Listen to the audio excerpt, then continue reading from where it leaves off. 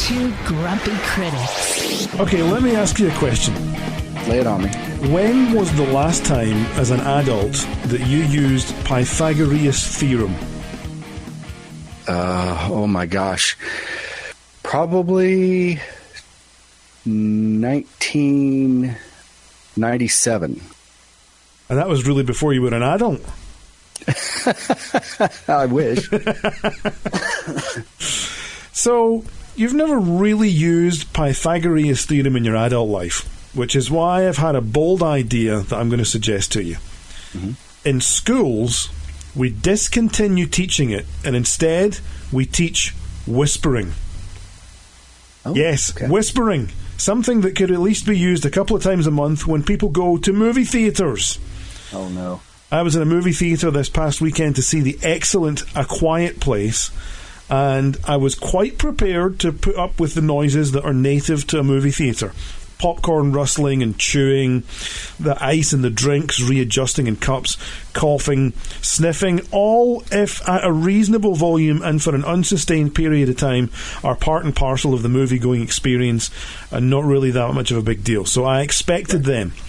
And the fact that the lion's share of A Quiet Place is, as you might expect, extremely quiet, I knew they were going to seem amplified. So I was prepared for that. And after all, I was guilty of having a big pop myself. Humans aren't silent creatures. We make noise. It's just a fact of life.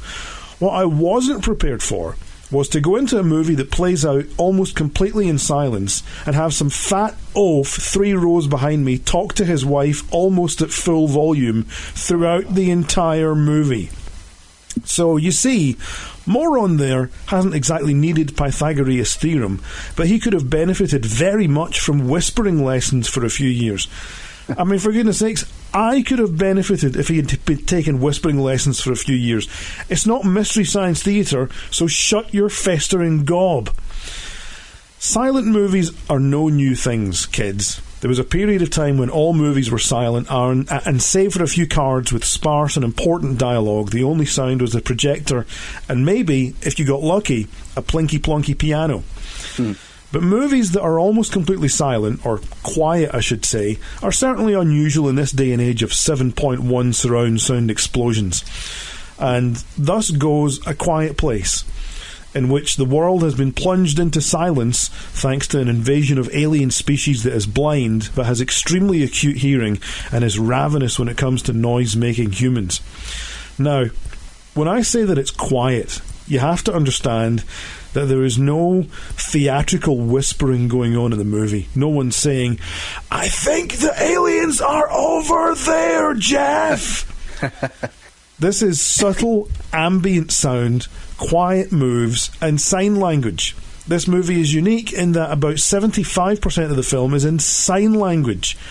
Subtitled, thankfully, but one of the kids in the protagonist's family is deaf, ergo the family happens to know sign language in a world where it comes in extremely handy. Sounds convoluted, I know, I understand, but it works in the bigger picture. I can't tell you how quiet this movie is without getting extremely geeky, and I apologise if this means nothing to anyone who's listening right now, but right at the start there's a scene with the 2 kids, and as happens in films, the cameras flip from one angle to another.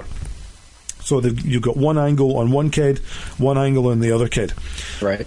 A Quiet Place is so quiet, if you listen closely, you can hear the edits. You can hear the ambient background changing as they flip from one take to another. It's not blaringly obvious, but it is there, and you can hear it. So, as the family trudge along in silence, several things happen. The wife, played by Emily Blunt, gets pregnant. One of the main characters has a close encounter with an alien.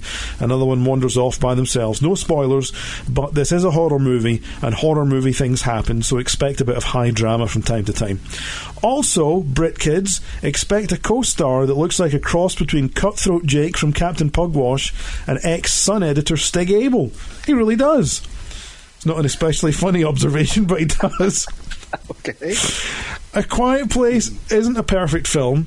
There are many horror movie cliches that you could check off your horror movie bingo card despite the unique presentation, but that doesn't detract from the enjoyability factor from the film as a whole.